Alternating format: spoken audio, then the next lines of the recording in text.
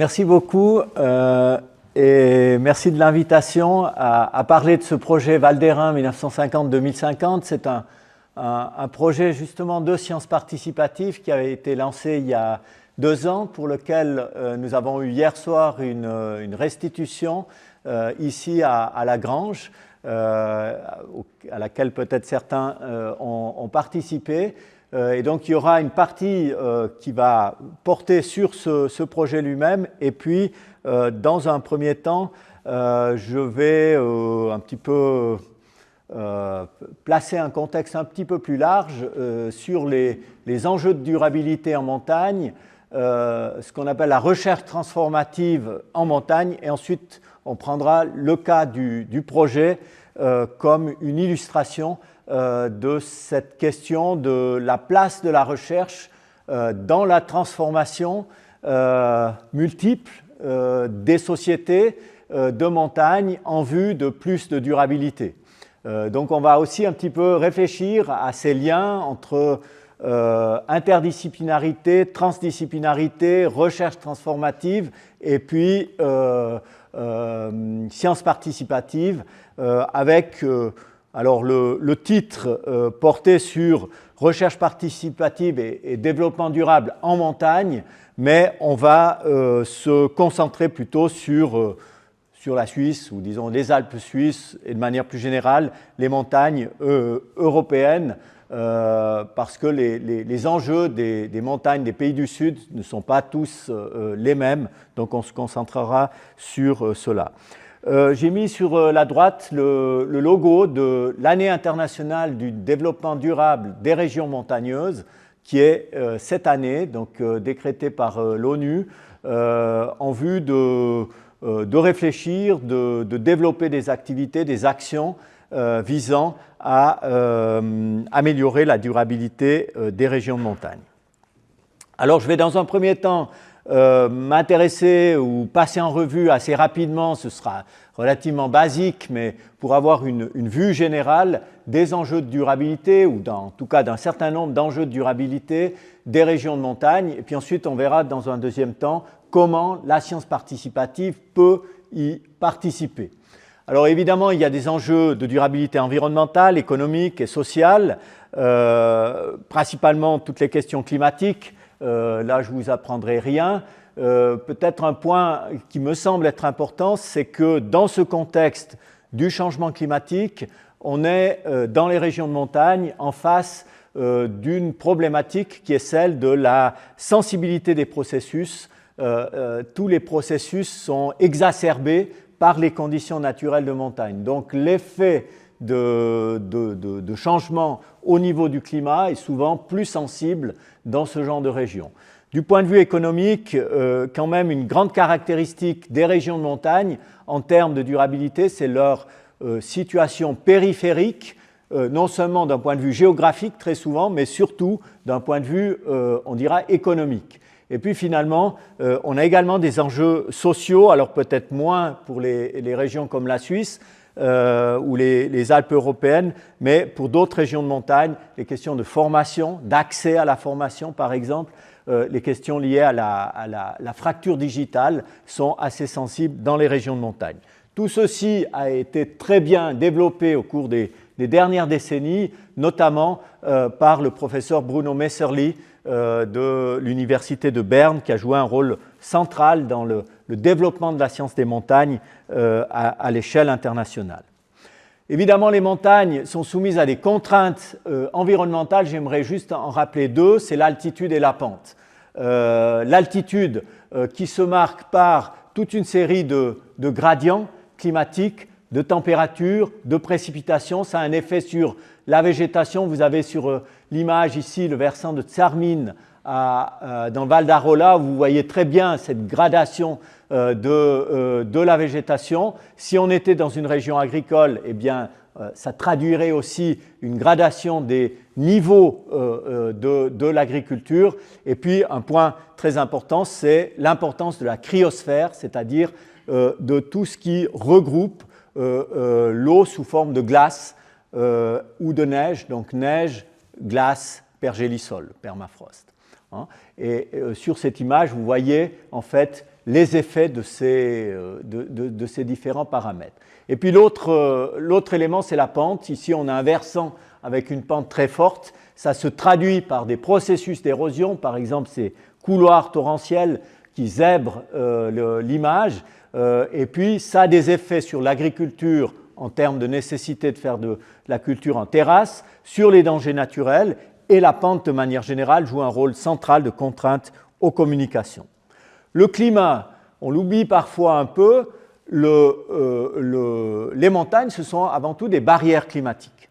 Il y a l'effet des gradients liés à l'altitude, mais les massifs montagneux jouent un rôle de barrière et donc de fragmentation des climats avec les effets de barrage et d'abri.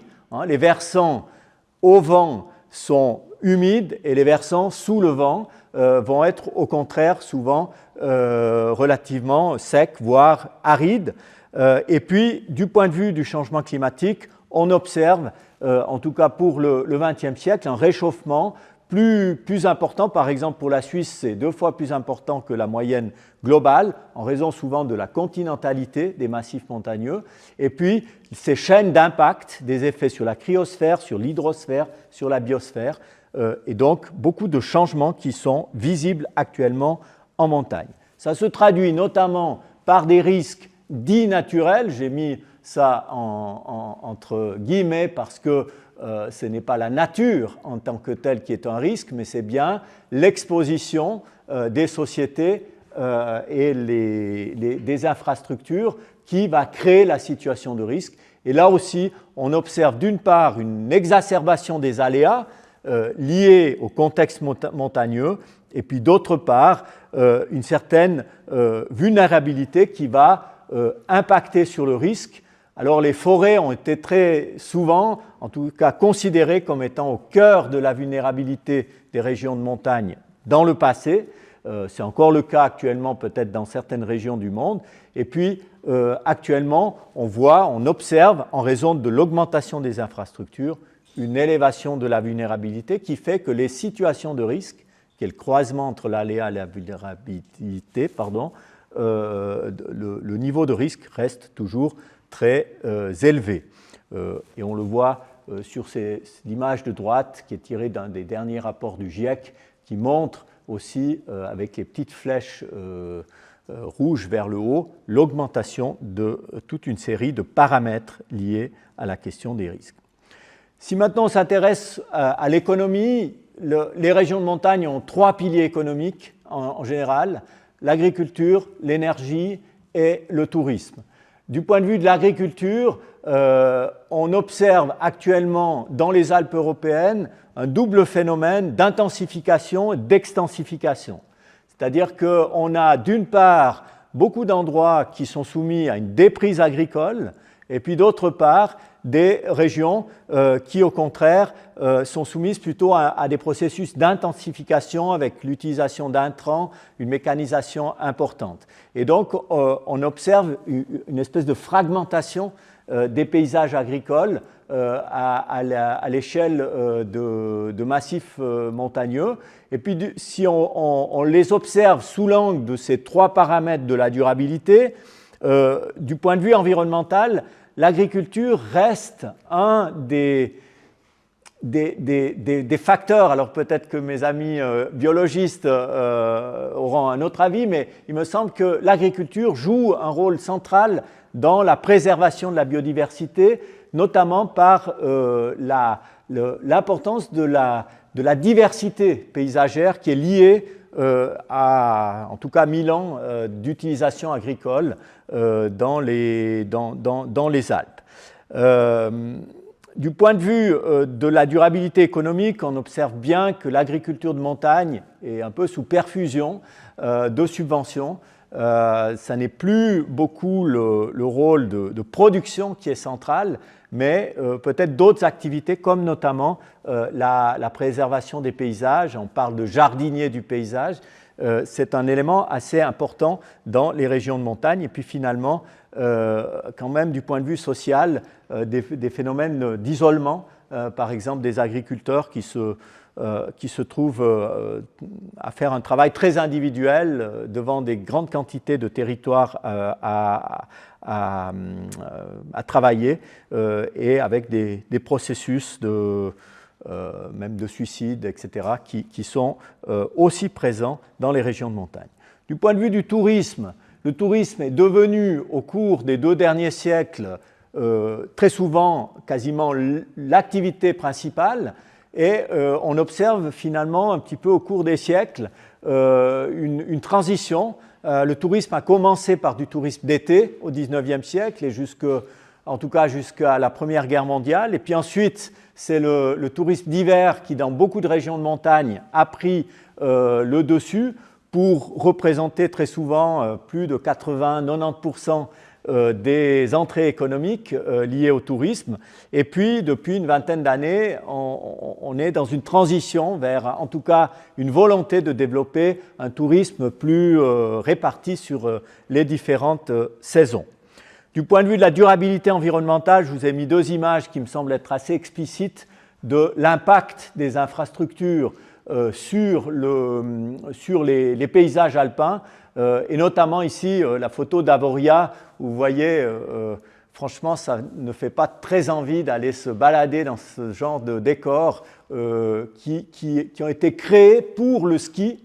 En hiver, tout est recouvert de neige, donc on ne voit pas finalement tous les gros travaux qui ont dû être réalisés pour faciliter la pratique du ski. Et évidemment, on comprend bien que ce déséquilibre entre le tourisme d'hiver et d'été, eh bien, il peut être assez difficile dans certaines régions. J'ai indiqué le poids des transports parce que du point de vue environnemental, il y a un aspect qu'on a souvent tendance à oublier, c'est que dans le bilan carbone du tourisme alpin notamment, mais du tourisme en général, la part la plus importante, c'est la mobilité pour venir dans les stations. On est facilement à 50-60%, voire plus, de l'empreinte carbone des touristes d'une station qui est liée à leur déplacement du domicile jusqu'au lieu de loisirs. Du point de vue économique, on observe en tout cas actuellement une très forte dépendance à la neige, et donc on pourrait considérer quasiment comme une trop forte dépendance à la neige, ce qui a un effet quand même, c'est qu'en termes de transformation, quand on est extrêmement dépendant d'un secteur ou d'une ressource, eh bien, ça va être beaucoup plus difficile de se transformer. Et puis, également des problèmes de précarité sociale dans certains métiers. Dans le domaine de l'énergie, évidemment, vous avez tous été immergés dans les problématiques d'énergie au cours des dernières semaines ou des derniers mois. Je pense que c'était quelque chose qu'on avait un petit peu oublié, l'importance de l'énergie, et maintenant c'est redevenu au centre des discussions politiques et des discussions même je dirais de tous les jours. Et les Alpes, en fait, sont au cœur, en tout cas pour la Suisse, de ces questions de transition énergétique avec ces grands projets, notamment éoliens, qui sont prévus d'être développés dans les régions alpines. Donc, à nouveau, un problème d'infrastructure, très souvent, qui s'oppose à la protection de la nature et du paysage, un problème de durabilité économique, parce que dans ces régions de montagne, notamment qui dépendent de l'hydroélectricité, très souvent une grosse partie du budget communal provient du secteur énergétique, et donc évidemment, si ce secteur est soumis à des turbulences, ça a des effets sur la vie au quotidien, notamment les infrastructures au niveau local. Et puis, bon, je n'ai pas trouvé de grands enjeux du point de vue social au niveau de l'énergie, mais peut-être qu'il y en a. Je vous ai mis juste ici une image d'un travail auquel j'ai participé il y a 10 ans au sein de l'Académie suisse des sciences naturelles, ou des académies suisses en l'occurrence, et vous savez peut-être que ces académies, il y en a 4, hein, des sciences naturelles, humaines, techniques et médicales. Eh bien, ces académies jouent un rôle assez central dans le développement des approches interdisciplinaires à travers un réseau qui s'appelle notamment TDNet. Et à l'époque, on avait travaillé sur la question de la transition vers les énergies renouvelables, ce dont on parle maintenant, 10 ans plus tard. Et en fait, si vous lisez ce rapport, il y a une version abrégée en français aussi, eh bien, vous verrez qu'une grande partie des éléments qui sont au cœur maintenant des discussions, eh bien, on les pointait, notamment la question de l'essaimage des infrastructures dans le paysage. Pour terminer, les questions de population. Dans les régions de montagne, la population, elle est centrale et elle a certainement une situation qui est différente des régions urbaines et des régions de plaine. Et historiquement, c'était la forte dépendance aux ressources et donc la nécessité de mettre en place des systèmes de régulation de la population pour adapter finalement la population aux ressources disponibles. Alors maintenant, c'est beaucoup moins le cas puisque on est dans un marché beaucoup plus globalisé, mais notamment dans les années 80, cet anthropologue américain Robert McNetting, qui a beaucoup inspiré Elinor Ostrom, qui est devenue par la suite prix Nobel d'économie en 2009, autour de la question de la gestion commune des ressources, eh bien, McNetting a passé plusieurs années dans un village qui s'appelle Törbel, dans les Alpes valaisannes, et je vous conseille, si vous avez le temps une fois, de lire cet ouvrage. Il est extrêmement intéressant pour comprendre ces mécanismes de régulation et d'organisation de la société pour s'adapter aux ressources. Donc une forte dépendance aux ressources et puis aussi très souvent une forte dépendance aux villes de Piémont. Et il faut se garder de considérer les montagnes comme des isolats. Les montagnes ont toujours été, y compris au Moyen-Âge, des zones de transit, des zones de passage, des zones en relation, notamment avec les villes de Piémont. Et puis actuellement, on a quand même des problématiques, c'est une augmentation de la population âgée. Alors parfois, c'est par défaut parce que les jeunes sont partis, et puis parfois, notamment en Suisse, c'est un peu le contraire, c'est que les montagnes sont des lieux où la population âgée aime bien aller passer sa retraite. Et puis des nouveaux métiers, des nouveaux montagnards, que sont par exemple les travailleurs numériques.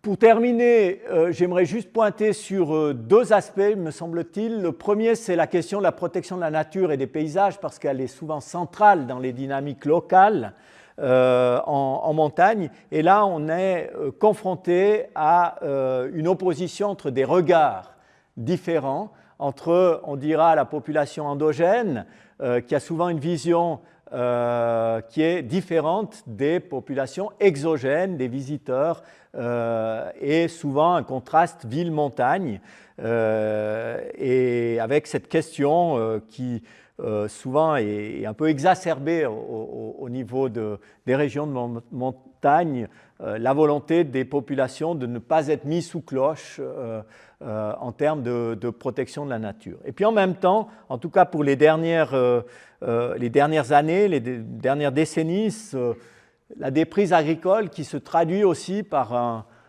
nouvel ensauvagement des régions de montagne et puis qui fait la place maintenant aux nouveaux prédateurs avec des problématiques de cohabitation en termes de protection de ces prédateurs et d'activité de ces prédateurs et notamment de l'agriculture. Et la dernière question, c'est la question des transports, qui me semble aussi être très importante en montagne, parce que finalement, les transports, je vous ai mis deux images, le Gothard sur le versant sud, et puis le Gothard sur le versant nord, dans la vallée de la Reuss. Et puis, vous voyez bien là, d'une part, que les infrastructures de transport sont des patrimoines sont une partie du patrimoine alpin. Les chemins de fer rétiques ont été classés au patrimoine mondial. Et puis, en même temps, cette problématique des transports, c'est un enjeu de gestion lié à la pollution atmosphérique, mais aussi pollution sonore. Il suffit d'aller dans ces vallées durant les départs en vacances pour bien ressentir cette problématique. Donc, une problématique qui est à la fois locale et internationale. Donc, pour conclure cette première partie, on voit bien qu'il y a énormément d'enjeux de durabilité en montagne et puis que ces enjeux, eh bien, ils sont étudiés maintenant depuis un certain nombre d'années.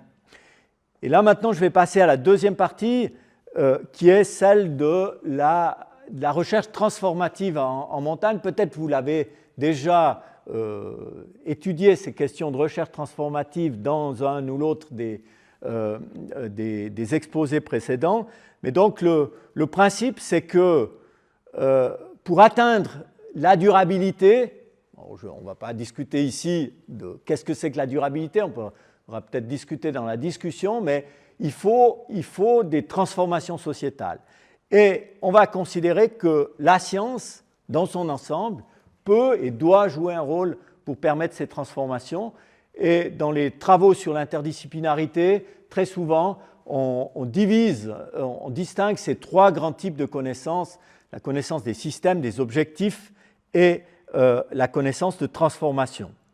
Alors, je vous montre trois exemples juste pour bien illustrer la chose. La connaissance des systèmes, c'est souvent la recherche disciplinaire qui l'a créée.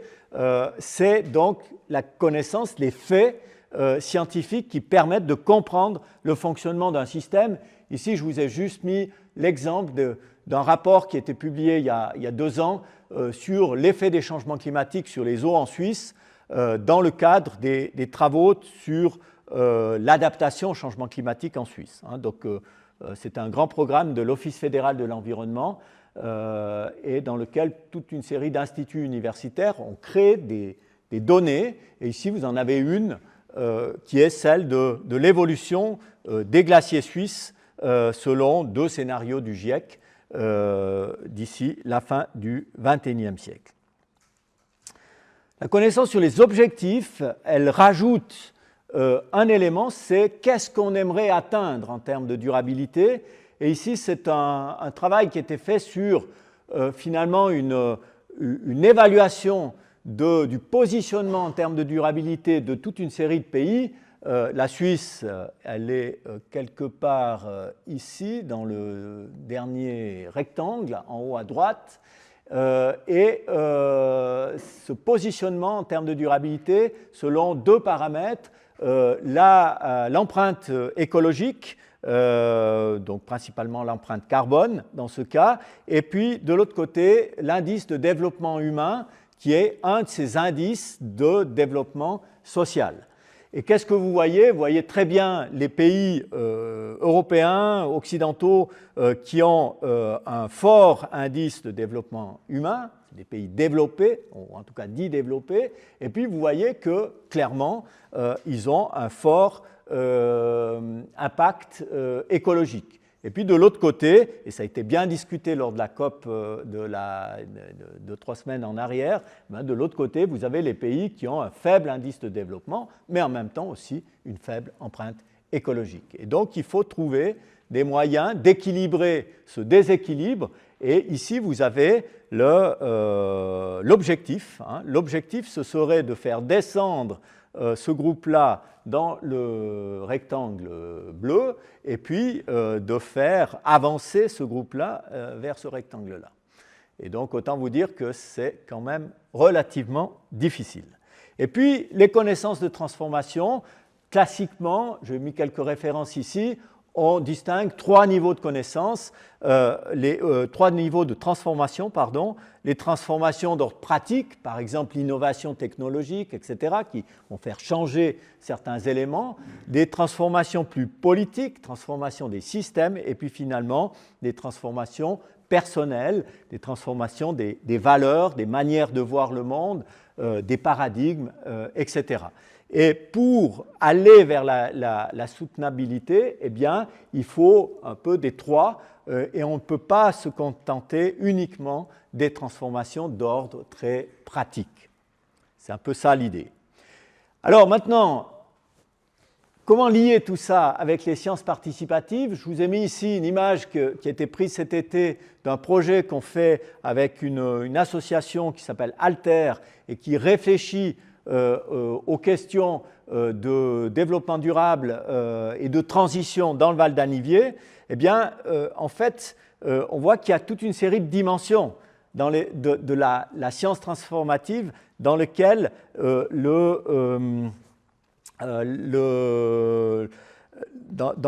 lequel les sciences participatives peuvent interagir. Tout d'abord, évidemment, la science participative, elle doit amener une transformation personnelle des acteurs du territoire.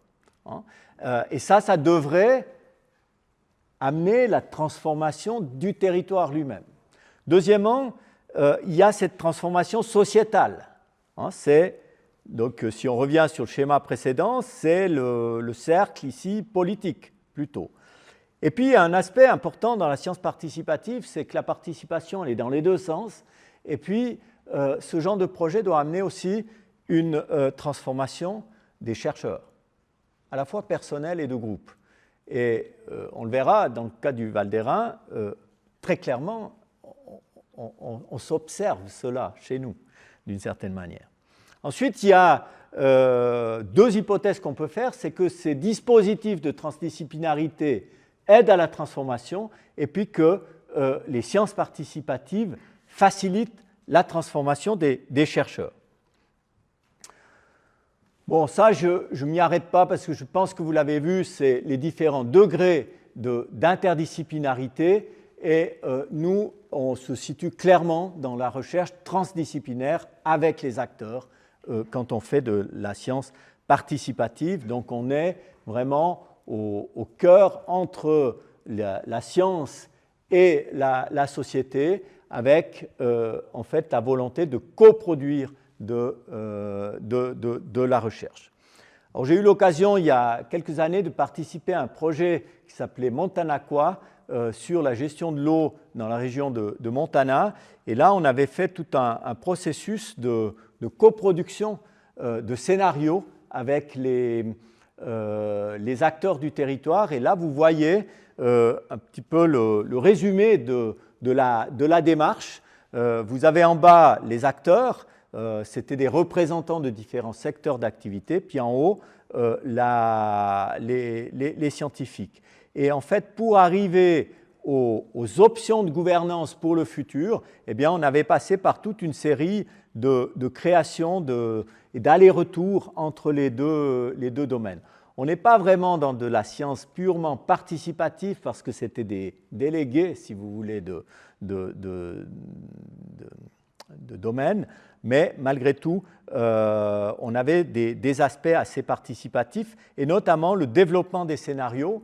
Et ce qui avait été intéressant, c'est que dans un premier temps, on leur avait simplement demandé comment ils voyaient leur région dans le futur et c'était très décevant parce que, en fait, il y avait cette question de la dépendance au sentier. Ils n'avaient pas réussi à sortir, à imaginer des scénarios tout à fait différents de ce qu'ils avaient vécu au cours des 10 ou 20 dernières années.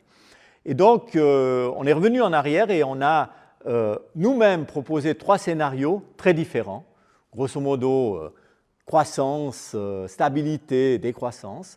Et puis, au final, ça avait induit l'élaboration d'un 4e scénario qui était un scénario, on dira, coproduit par ce groupe et qui se situait un peu entre la décroissance et la stabilité. Un point important dans ce genre de projet, me semble-t-il, de ce genre d'action, c'est la sérendipité. Là, peut-être aussi, vous ne l'avez pas forcément... moi, c'est un terme que je ne connaissais pas il y a 2 ans ou 3 ans. Donc, voilà, je vais juste vous le décrire. Donc, la sérendipité, c'est l'irruption d'éléments non prévus dans un processus, notamment de recherche. Hein. Donc, en général, quand on fait un projet de recherche, on nous demande quasiment d'avoir fait la recherche avant de déposer le projet au Fonds national ou ailleurs. Et ça laisse finalement assez peu de marge pour la découverte de choses totalement différentes.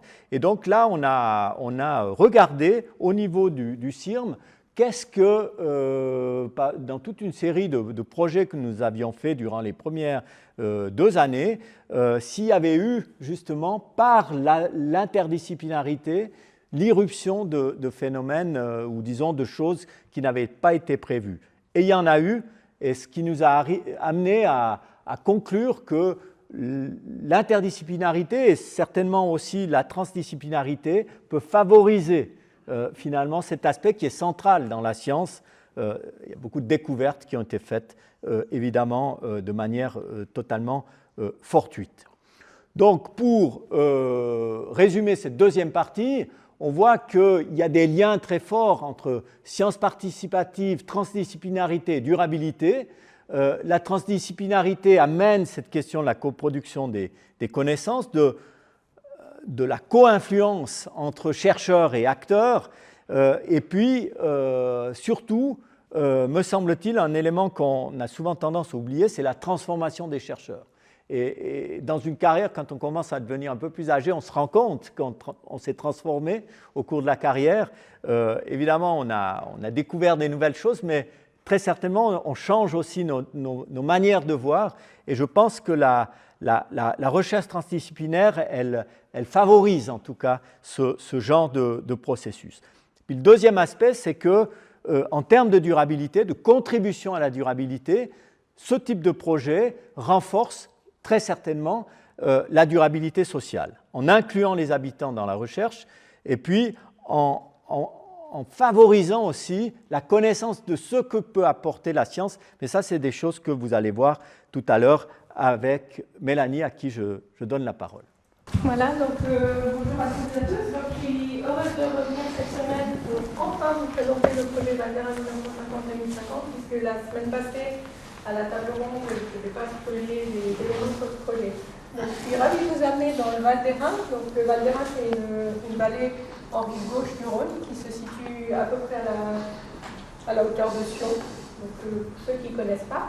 Donc, dans le projet Val d'Airain 1950-2050 est né il y a 2 ans maintenant. Donc, il a commencé en janvier 2021. À l'initiative du Centre interdisciplinaire de recherche sur la montagne et du service culture et médiation scientifique. Le but, c'était de rassembler les habitants, les visiteurs et les visiteuses du Val d'Airain, puisque le Val d'Airain a beaucoup de résidences secondaires, pour d'une part comprendre comment le Val d'Airain a évolué ces dernières décennies et de penser ensemble le futur de la vie en montagne. Donc le projet...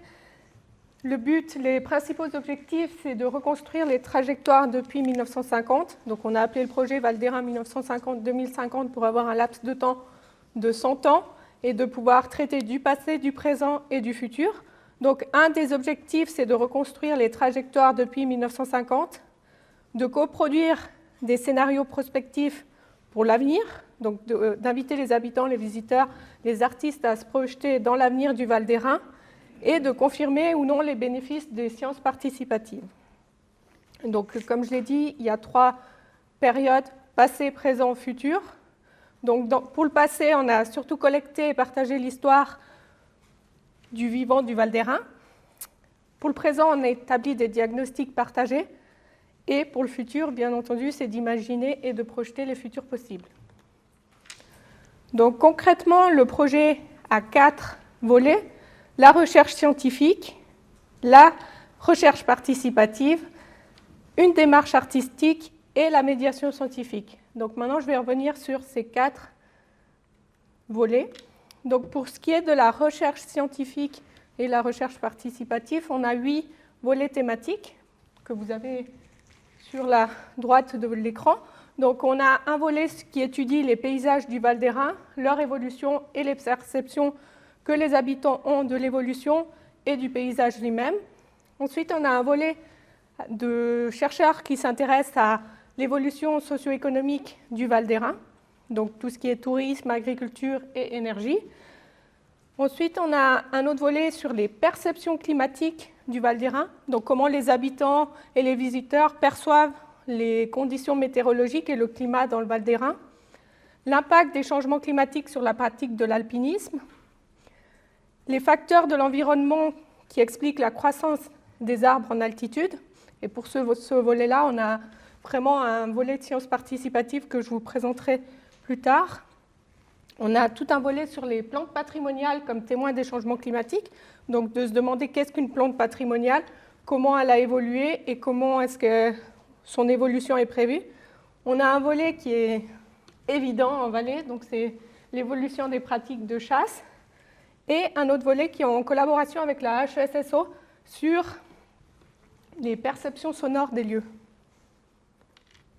Donc pour ce qui est, peut-être vous indiquer que nous avons 15 chercheurs qui travaillent sur ce projet, et pour vous donner un peu l'organisation du projet, donc les chercheurs ont leur projet de recherche, ont leur propre financement, et Séverine, qui est au service culture et médiation scientifique, et moi-même, nous coordonnons en fait le projet, mais chaque chercheur a son propre projet avec son propre financement.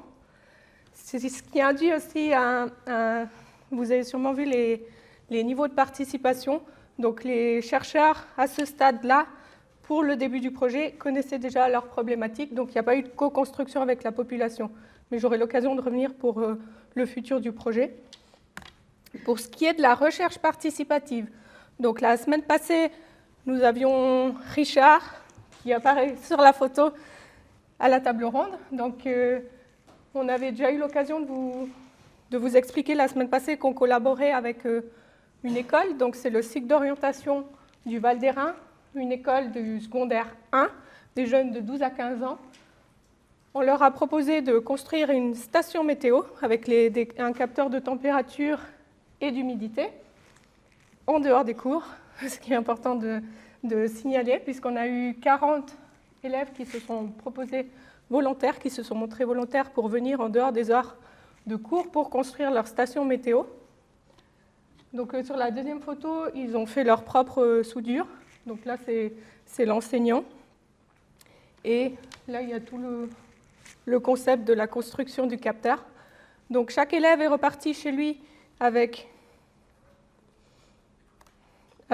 la petite station météo qu'il a pu installer chez lui, ce qui permet, comme l'école a des élèves de toute la vallée, d'avoir les conditions météo en instantané sur un site web de toute la vallée. Et ce qui va être utile ensuite à notre biologiste Christophe Randin pour étudier l'évolution des plantes. Un autre projet qui est fait avec, donc là c'est la carte avec les différentes stations météo et leur emplacement dans la vallée pour montrer que vraiment on a toute la vallée qui est couverte avec les stations météo des élèves. Et sur la partie ici, c'est à côté de la construction des stations, on leur a distribué un carnet du style journal intime pour qu'ils puissent écrire leurs observations de la météo. Donc ici, vous avez des exemples des observations des jeunes. Donc c'est toujours des jeunes de 12-15 ans. Donc par exemple, le vendredi 8 avril 2022 à 17h20, aujourd'hui, il a continué de pleuvoir. Je pense que c'est bien pour la nature, mais les pistes de ski ne sont pas praticables. Donc voilà, donc, chaque élève a rempli le journal, bien sûr avec une rigueur des adolescents de 12-15 ans, donc on n'a pas une grande couverture à ce niveau-là, mais ça nous permet quand même d'avoir certaines observations fort intéressantes. Donc voici la petite station météo qu'ils ont apportée chez eux. Et là, pour vous montrer qu'un autre volet de recherche participative, donc c'est Christophe Randin, qui étudie les arolles, notamment dans le Val d'Après. Il s'est dit intéressé à aussi étudier les arolles dans le Val d'Hérens pour avoir une comparaison. Donc on a invité qui voulait venir, habitants, visiteurs, à venir mesurer la croissance des arolles avec nous. Donc là, c'est la campagne de 2021. Donc vous pouvez voir, il faisait pas très beau. Et à peu près à la même date, cette année, la campagne a de nouveau été réitérée, avec toujours plus de participants, ce qui permet d'avoir une comparaison d'année en année. Et avec ça, Christophe, il utilise les données météo qui sont recueillies par les capteurs des élèves pour en faire la modélisation des aroles dans le futur, donc l'évolution des aroles dans le futur. Un autre volet de recherche participative, là, c'est avec des enfants plus petits, donc c'est une école primaire, une classe de 5e à 8e Armos, donc de la commune de Montnoble. Donc c'est pour le volet plantes patrimoniales. Donc les chercheuses qui travaillent sur ce volet-là sont allées dans les classes avec les enfants, ils ont discuté des plantes patrimoniales et ils ont demandé de leur dessiner quelle est la plante la plus emblématique du Val d'Airain pour vous. Donc on voit qu'on a un peu tout. Il y a la patate de Léon qui reste mythique parce que ce garçon, pour lui, la plante la plus emblématique du Val d'Airain, c'était la patate. Sinon, on a eu des Edelweiss. Il y a aussi eu, pour la petite anecdote, un autre petit garçon qui a dessiné une plante de cannabis, parce que pour lui, il voyait ça tous les jours chez lui. Donc voilà, les enfants, ça arrive avec des résultats parfois surprenants. Et à côté de ça, donc, chaque enfant a mené sa propre enquête dans son entourage, auprès de ses parents, ses grands-parents, ses oncles et tantes, sur les plantes patrimoniales. Et ce qui était intéressant pour ce volet-là, donc comme Emmanuel l'a dit, on a déjà fait des restitutions hier à la Grange, mais précédemment on a fait 2 dans le Val d'Airain, et on a invité des enfants à venir avec leurs grands-parents pour montrer leurs grands-parents qui utilisaient des plantes patrimoniales en huile essentielle, en hydrolat et autres, à venir présenter aux autres habitants leur utilisation des plantes patrimoniales. Un grand volet du projet qui a occupé pas mal de temps, c'est la récolte d'images anciennes. Donc on est parti du principe que les images, c'était un outil intéressant pour étudier l'évolution d'une vallée. Donc on a fait un appel à la population à ouvrir leur album photo et partager avec nous leurs photos anciennes de paysages du Val d'Airain. Donc ici, vous avez des exemples de documents qu'on a reçus. Donc une fois qu'on les a reçus, on les a numérisés et on les a restitués, bien sûr, le format papier, mais aussi le format numérique aux habitants, ce qui leur permettait d'avoir un petit cadeau en retour, une sorte de plus-value d'avoir partagé avec nous ces photos.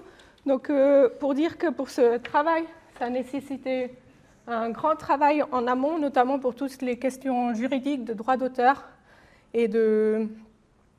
Donc là, on a eu la chance d'avoir le soutien du service juridique de l'Université de Lausanne, qui nous a apporté un grand soutien, parce que l'idée d'avoir récolté ces photos, c'est de les mettre sur une plateforme. Donc vous avez le lien si vous souhaitez aller voir. Donc c'est une plateforme qui a été développée par la Haute École de Gestion et d'Ingénierie du canton de Vaud. Donc c'est une plateforme participative qui s'appelle Snapshot. Donc l'idée, c'est d'avoir donc tous les points que vous voyez sur cette carte sont des photos anciennes en fait. Donc vous avez des exemples là qui couvrent toute la Suisse.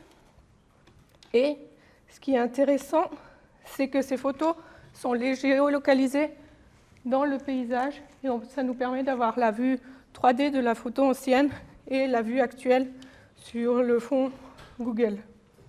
Donc pour pouvoir mettre ces photos en ligne, il y a toutes les questions de droit d'auteur et de droit à l'image aussi qui ont dû être réglées, et pour cela on a eu un beau soutien du service juridique de l'Université de Lausanne. Je reviens juste sur cette image pour vous parler d'un habitant qu'on a eu la chance de connaître durant ce projet. C'est Alain Bron, donc c'est un photographe qui est domicilié à Aizon, sur la commune de Saint-Martin, dans le Val d'Airain. Et sa passion, c'est de faire les photos, de montrer l'évolution des paysages en reprenant une photo ancienne du même endroit. Et c'était vraiment une personne Emmanuel va nous en parler plus tard dans le bilan. C'était vraiment une personne ressource puisqu'on l'a invité à faire une présentation à la population. Donc il a présenté son travail et s'est vraiment incorporé le projet en disant « il faut nous aider pour ce projet ». Et c'était vraiment un des points positifs de ce projet. Sinon, pour la médiation scientifique, donc c'est aussi une part importante de tout projet de recherche participative, puisqu'il faut qu'il y ait un retour à la population pour les inciter à participer. Donc ici, sur la photo à droite, vous avez une excursion qui a eu lieu cet été, toujours autour de l'Arole. Donc on a invité une personne qui a fait une démonstration de distillation de l'Arole pour en faire des huiles essentielles. Et les deux autres photos, donc la première, c'est justement la soirée où M. Bron a présenté son travail. Donc c'était une des soirées au tout début du projet où en fait on venait vers la population pour leur présenter notre travail, nos objectifs et les inciter à nous aider en participant. Et sur la dernière photo, c'est la restitution qui a eu lieu au début du mois de novembre dans la salle de gym du cycle d'orientation où là les chercheurs ont présenté leurs premiers résultats. Et j'en viens à la démarche artistique. Donc, on a eu des projets de recherche, de la recherche participative, de la médiation, et on a eu une démarche artistique. Donc, il y a 3 artistes qui étaient en résidence à La Grange, qui ont fait leur travail en lien avec les problématiques traitées dans le Val d'Airain. Donc, ici, vous avez la performance de Ludmila Reuse, qui s'appelle Rhododéambulation, myrte itinérance et Peintrospection. Donc, déjà le nom, il y a rhododendron, myrtille et pin. Donc, c'est en lien avec la végétation et la fuite de la végétation vers les sommets. Donc, Ludmila est en résidence au Jardin botanique floral à Champelac. Hier soir, elle nous a fait une démonstration dans la forêt autour de la Grange. Et pour vous dire que si ça vous intéresse, il faut aller sur le site de la Grange. Il y a des vidéos de ses performances.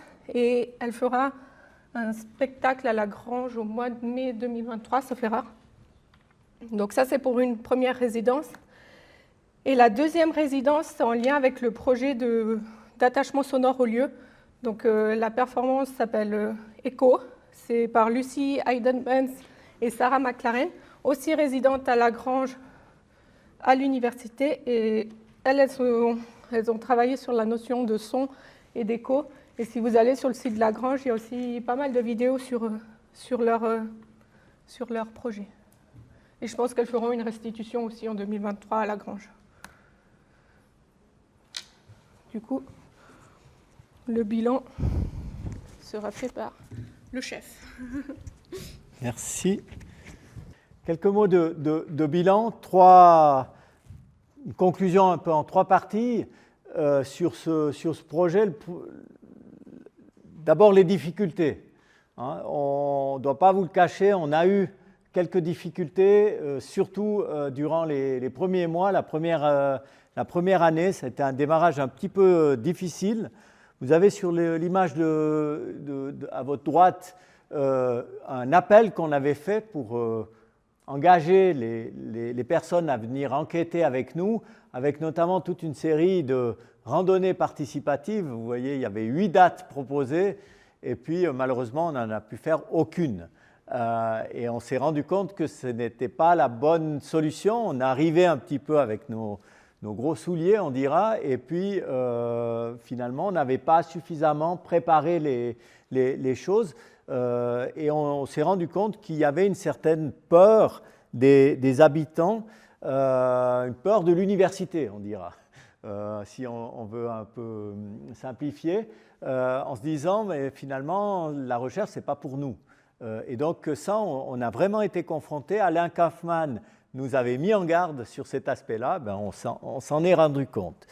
Et donc, on s'est rendu compte qu'il faut du temps pour se faire connaître, pour engager les personnes à s'y mettre. Et puis certainement qu'on a eu un peu l'effet du Covid-19 parce qu'on était encore au début dans la pandémie et puis ensuite dans la période post-pandémique où les gens, il y a quand même eu pour beaucoup d'événements un peu un temps de latence avant que les choses reprennent comme on les connaît maintenant.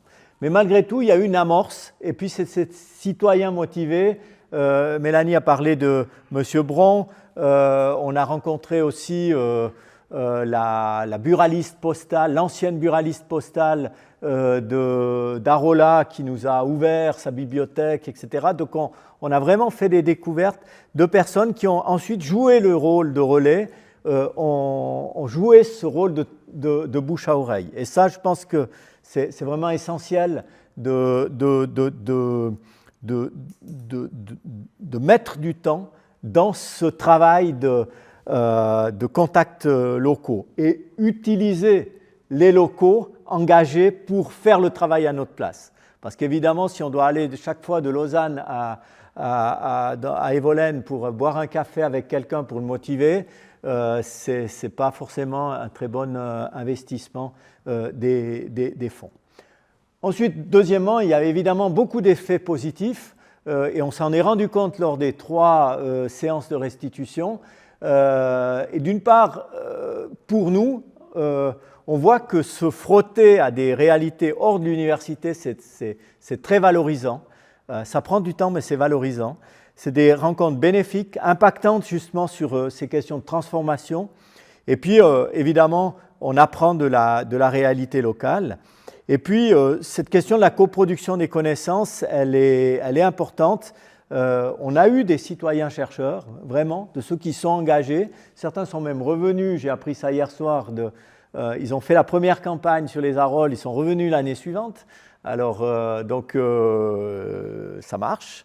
Et puis, ce qui était important, on a eu un fort engagement de l'école, non seulement comme institution, mais comme l'a dit Mélanie, des élèves.